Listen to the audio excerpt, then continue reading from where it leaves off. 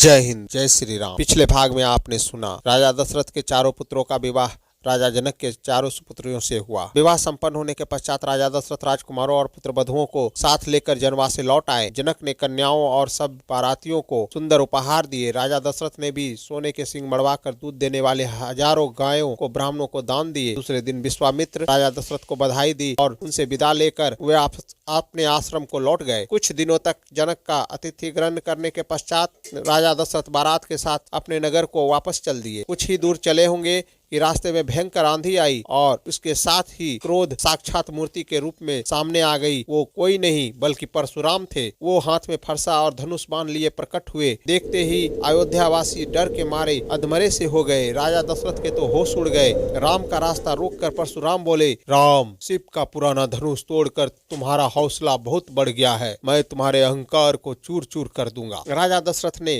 गिड़गिड़ाकर परशुराम से बड़ी अनुग्रह विनय की, किंतु उनकी अनुग्रह और प्रार्थना को परशुराम ने देखी अनदेखी कर अनसुनी कर छोड़ दी। और परशुराम बोले, मेरे इस धनुष को चढ़ाओ, यदि न चढ़ा सके तो तुम तत्काल इस फरसे का आहार बनोगे। यह सुनते ही राजा दशरथ तो बेसुध होकर गिर पड़े। राम ने निर्भीकता से बोले, मेरे रूप आप देखना चाहते हैं तो देखें।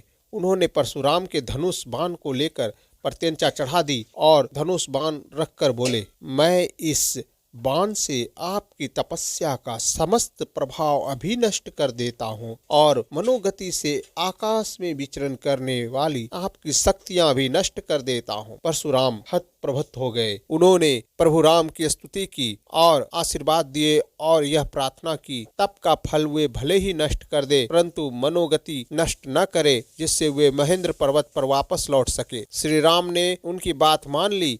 परशुराम की तत्काल ही उन्होंने उसे वापस महेंद्र पर्वत पर लौट चले और इसके पश्चात बाराती आगे बढ़े। बारात अयोध्या पहुंचते ही घर घर आनंद उत्सव होने लगा। गलियों में शंख और मृदंग की ध्वनि गूंजने लगी। स्त्रियों ने मंगल गान गाए और फूलों की वर्षा। रानियों ने पुत्रों और पुत्र वधुओं की आरती उतारी। उसी समय राजा दशरथ के भवन की शोभा देखने ही बनती थी। राजकुमार शील गुण संपन्न पत्नियां पाकर बड़े ही प्रसन्न थे। सीता जी के अनुपम रूप, गुण और सेवा से श्री राम और सास ससुर सब प्रकार से संतुष्ट थे। राजकुल में दिन दिन सुख समृद्धि की वृद्धि होने लगी। समस्त कौशल राज्य का भाग्य जाग उठा।